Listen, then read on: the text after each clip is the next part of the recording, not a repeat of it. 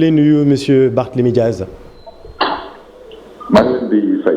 jërëjëf sa réaction ginnaaw bi conseil constitutionnel génnee dogalam ci li Sénégal yëpp doon xaar. ginnaaw bu ñu sante yàlla conseil constitutionnel lu mu def rek mooy lu ko yoon sant te waxoon naa ko ci assemblée nationale nee naa assemblée nationale amu leen sañ-sañ yoon mayu leen benn sañ-sañ yéen ngeen mën a jël décision pour da ngeen di proroger mandat wu président Macky Sall te lu ngeen bëgg a def nii te ñoom ñu mujjee ko def teg ci ànd ci ak jaay doole moom le conseil constitutionnel tey dàq ne loolu mënul nekk. waxti nag mooy lan mooy président Macky Sall lii di cët mooy mu xam ne ni que Sénégal république la. Sénégal république la ku tudd république rek yaa ngi tudd constitution. te constitution moom président Macky Sall bu muy wootee référendum bi moom nee na ci mbiru limitation de mandat ak ci mbiru durée des mandats nee na amul benn mbindeef buy dox ci kaw suuf si bu ko mën a remettre en cause ba sénégalais yi ànd ci ak moom ñu wotel ko wii ñun ñu àndoon ak Khalifa Sall ñu wote woon non ñu ñàkk élection yooyu ñu ñàkk référendum jooju donc tey président Macky Sall lu may sàkku ci moom na respecté kàddoom te ñun ba ñu nangoo tamit dem ci dialogue bi waxtaanee ko ci biir opposition bi dem ba ci Koundar kàmb dugg pale fësalaat suñu kàddu yi nekk lu ñu fi indi mooy bu ci njëkk na nga respecté constitution bu la mayul sañ-sañ ngay wut wala ngay yoonal 3e mandat. bu ci tegu mooy na nga may ñëpp affaire ñu mën a bokk ci élection yi au passage. maa ngi sant yàlla parce que maa ngi dégg yenn mbokk yi ñu ngi leen di libéré leen di bàyyi ñu génn ci kaso bi. parce que dañ leen jaayoon doole lu may wax ci tamit kon ñu ngi ciy sant yàlla. bu ci tegu Macky Sall ba ñu demee di waxtaan ak moom dañ ko ne yow waxu 3e mandat bi il faut nga nangu nga yàbb da nga ciy yàbbi teg waxtu bi ci suuf kon nag tey man suma problème mooy kan la fital Macky Sall kan la dooleel Macky Sall. ba Macky Sall am sañ-sañ di def lu mu def nii ba ne di élection yi dama koy randal te damay wote dialogue. ñun waxuñu ko ñun bëgguñu dem dialogue wante dem dialogue pour reporter élection mënuñ ci ànd. justement Barthélémy Dias léegi lan ak Macky Sall pour xool nan la ñu mën a jàppale Macky Sall nan la ñu mën a dimbale Macky Sall pour mën a dimbali Sénégal. pour que Macky Sall jël élection yi teg ko ci yoon.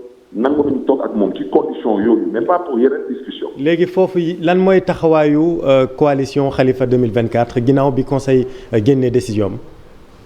mais décision conseil constitutionnel mais su conseil constitutionnel génnoon beneen décision mais boobaa dañ koy ñaawlu parce que conseil constitutionnel ci boppam ba Macky Sall doon fooyee xelam dem ci conseil constitutionnel ne ko damaa bëgg a wàññi suma mandat jëlee ko juróom-ñaari at.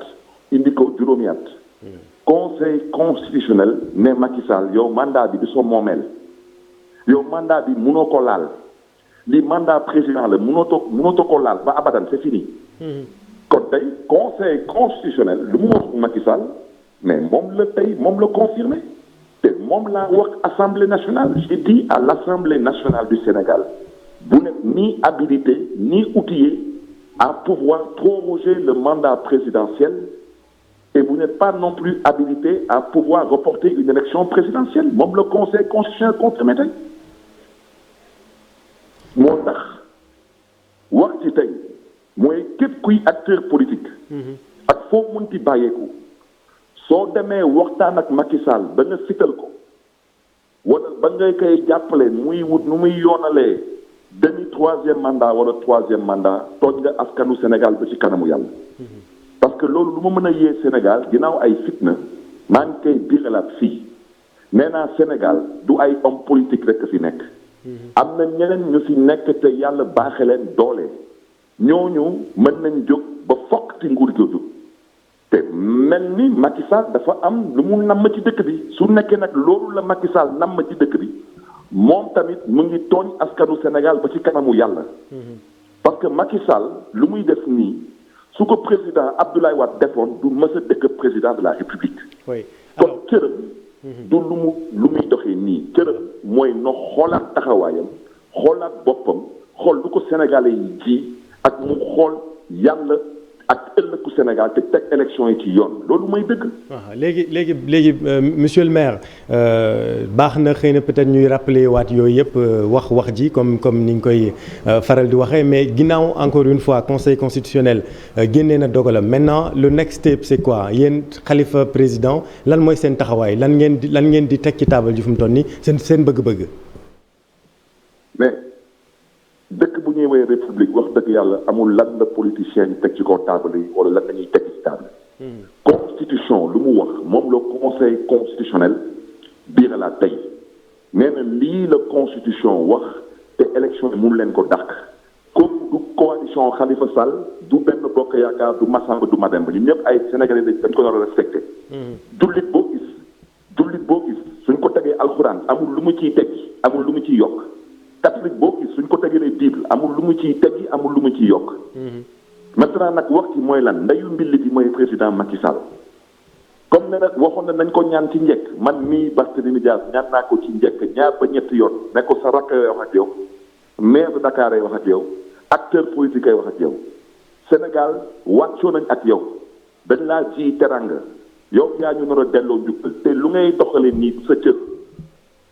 maintenant wax ci mooy lan dama bëgg a wax ci leer. oui képp kuy homme politique quelles que soient les difficultés de l'heure amoo sañ-sañ amoo droit mën a jox Macky Sall mu am fit ne day wuti troisième mandat wala troisième mandat président Macky Sall moom kese la yoon may sañ-sañ muy convoquer élection par un décret présidentiel convoqué na ko.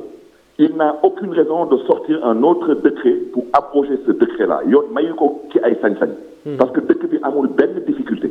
institution yépp ci dox. te conseil constitutionnel ils n'ont fait que dire le droit. oui. et le droit s'applique à tout le monde en commençant par le président de la République monsieur Macky Sall. Très bien. Monsieur le maire Barthélémy Dias, réaction en français. Donc le conseil vient de rétoquer la loi. Quelle est votre réaction? Je voudrais d'abord rendre grâce à Dieu parce que nous sommes encore dans une république stable et apaisée et rendre un vibrant hommage au Conseil constitutionnel qui n'a fait que dire le droit. Le droit est très clair et je l'avais dit à l'Assemblée nationale du Sénégal.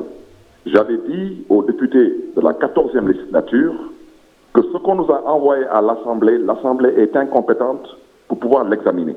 L'Assemblée n'est ni outillée ni habilitée à proroger le mandat présidentiel ou à remettre en cause la date du scrutin. Et malheureusement, avec la force publique, ils ont fait passer cette loi à l'Assemblée nationale. Le Conseil constitutionnel, qui est le seul habilité à dire le droit en de pareilles circonstances, a rétabli aujourd'hui, à la limite, le Sénégal dans son droit. Maintenant, la question qui se pose, c'est le président Macky Sall va-t-il respecter cette décision de justice, oui ou non? Oui. Et lui, il est aujourd'hui le garant des institutions.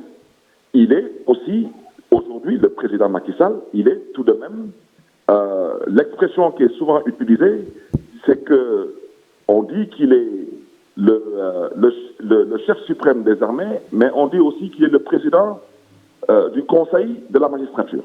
Oui. Alors, comment le président Macky Sall peut se permettre aujourd'hui de vouloir remettre en cause une décision du Conseil constitutionnel? C'est de ça qu'il s'agit. Donc, si le président Macky Sall le fait, en s'appuyant sur l'article 52, il aura violé lui-même son serment. Et ça, c'était des choses à dénoncer. Maintenant, je voudrais aussi préciser une chose. Oui. Quand nous avons choisi, nous de la coalition Taxawu Sénégal et Khalifa président, d'aller au dialogue, on a d'abord discuté au sein de la coalition de l'opposition d'alors. Nous avons réitéré à la présidence de la République les raisons pour lesquelles nous acceptions de participer au dialogue. La première chose, c'était d'éviter au Sénégal des problèmes. En quoi faisant? En évitant au président Macky Sall de tenter de briguer un troisième mandat, premièrement. Ensuite, de faire en sorte que les élections soient ouvertes, transparentes, inclusives et participatives. Et le plus important, c'est que le président de la République devait accepter de se prononcer définitivement sur sa volonté de briguer un troisième mandat.